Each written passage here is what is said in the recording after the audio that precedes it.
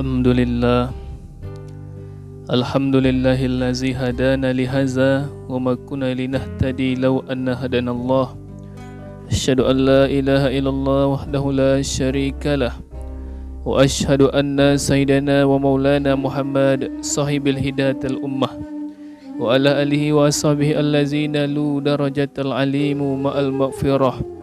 Allahumma fassalli wa sallim ala habibika wa rasulika sayyidina Muhammad khairur rasul karamal bararah.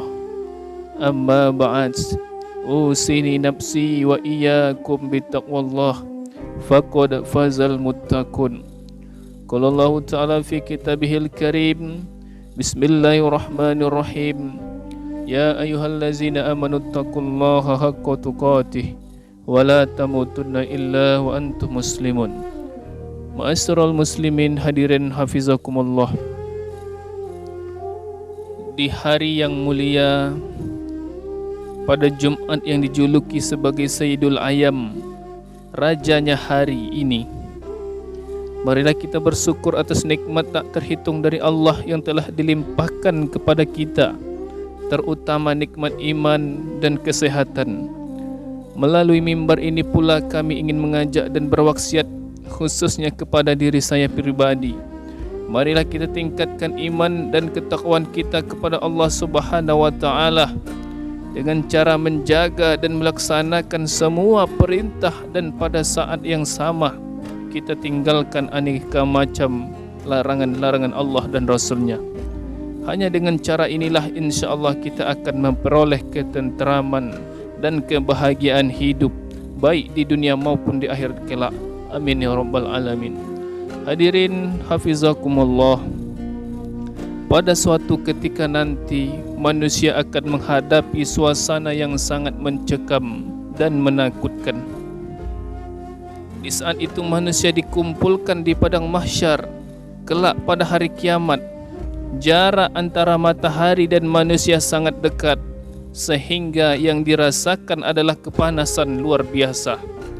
Air keringat mereka bercucuran mengalir, tidak hanya membasahi sekujur tubuh, namun bisa sampai membanjiri tubuh masing-masing, sesuai dengan amal masing-masing saat hidup di dunia ini.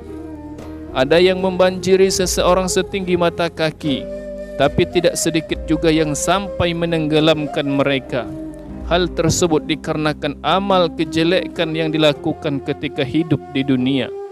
Pada situasi demikian, ada beberapa golongan yang memperoleh perlindungan dari Allah Subhanahu wa taala dari keadaan yang menakutkan tersebut. Siapa mereka? Tidak lain adalah mereka yang disabdakan oleh Rasulullah sallallahu alaihi wasallam. Sab'atu yuzillihumullahu fi zillih yawma la zilla illa zilluh, imamun adilun wa syabun nasa' fi ibadatillah wa rajulun qalbuhu mu'allakun bil masjid iza kharaja minhu hatta ya'uda wa rajulani tahabba fillahi ijtama'a alaihi wa abtara alaihi wa rajulun zakarallahu fi khalwatin fafadat ainahu wa rajulun da'hu imra'atun zatul mansabin wa jamalin ila nafsiha faqala inni akhafullah rabbal alamin wa rajulun tasaddaqa bisadaqatin fa ahfaha hatta la ta'lama simaluhu ma tunfiku yaminuh, yang artinya ada 7 golongan yang Allah akan menaungi mereka di dalam naungan Allah pada hari tidak ada naungan kecuali naungan Allah Subhanahu wa taala,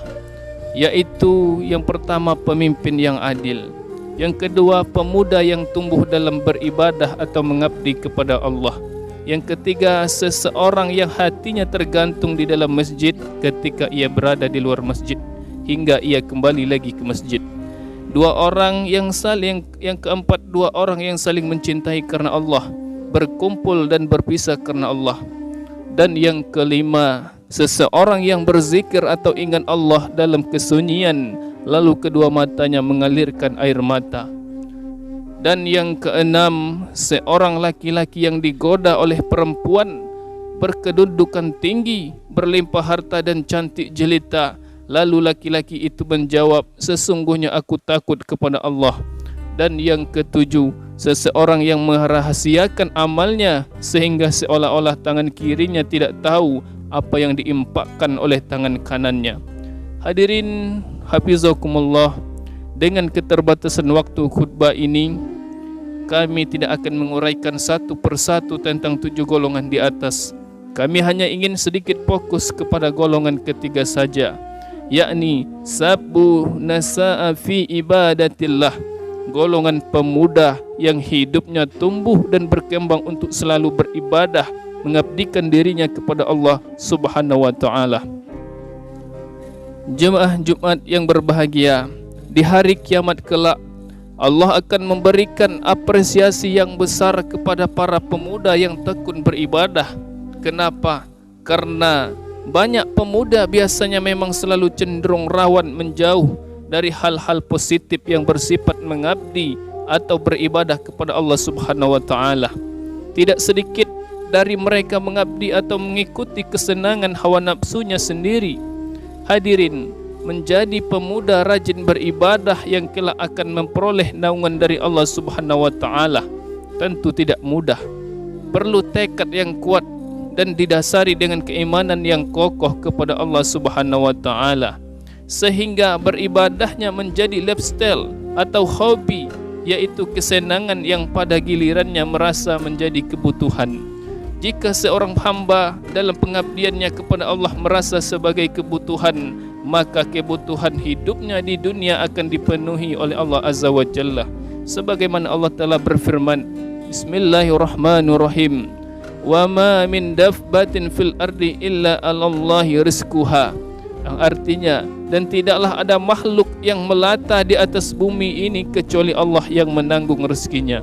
Hadirin yang berbahagia, pemuda yang hidupnya tumbuh untuk beribadah sekaligus juga mempunyai kewajiban menjadi pemuda yang berakhlak mulia, rendah hati, tidak sombong, sabar, tidak serampangan, tidak mudah tersulut kemarahannya, jujur, tidak suka bohong, bisa dipercaya, tidak khianat, rajin, tidak menjadi pemuda yang pemalas, suka menolong, tidak individualis, peduli pada lingkungannya, dermawan, suka memaafkan, tidak pendendam, menghormati dan menghargai orang lain, dan tidak suka menghina, serta sikap terpuji lainnya. Dengan demikian, jika ada pemuda ahli ibadah dalam kehidupan kesehariannya bagus, Allah akan memberikan apresiasi yang sebesar-besarnya.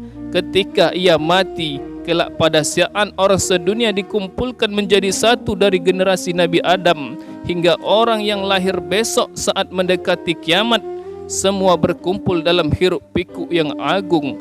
Pada saat tidak ada naungan sama sekali, semua merasakan panas yang sangat terik. Pemuda yang ahli ibadah tadi mempunyai prioritas dari Allah.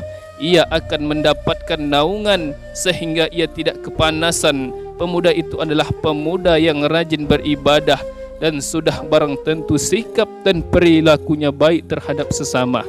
Mudah-mudahan Allah Subhanahu wa taala senantiasa membimbing kita termasuk di dalam 7 golongan tadi yang kelak kita akan mendapatkan naungan dan perlindungan Allah di padang mahsyar kelak.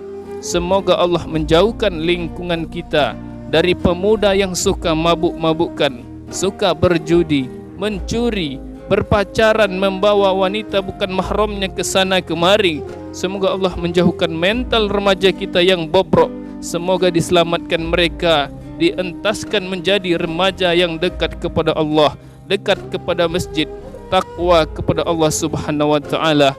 Amin ya rabbal alamin.